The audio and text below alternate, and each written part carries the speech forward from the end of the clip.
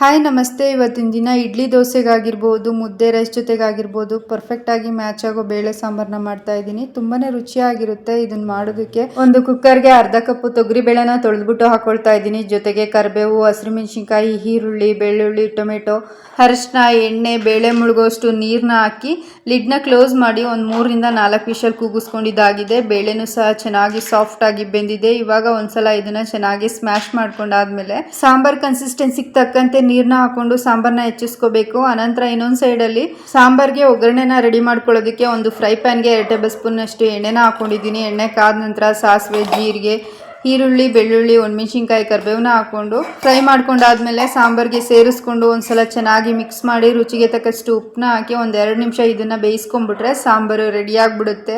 ತುಂಬಾನೇ ರುಚಿಯಾಗಿರುತ್ತೆ. ಒಂದ್ಸಲ ಟ್ರೈ ಮಾಡಿ ನೋಡಿ. ನೀವು ಸಹ ಹೇಳ್ತೀರಾ ತುಂಬ ಚೆನ್ನಾಗಿದೆ ಅಂತ. ಈ ರೆಸಿಪಿ ನಿಮಗೆ ಇಷ್ಟವಾಗಿದ್ರೆ ಪ್ಲೀಸ್ ಫಾಲೋ ಮಾಡ್ಕೊಂಡು ನೋಡಿ. Thank you.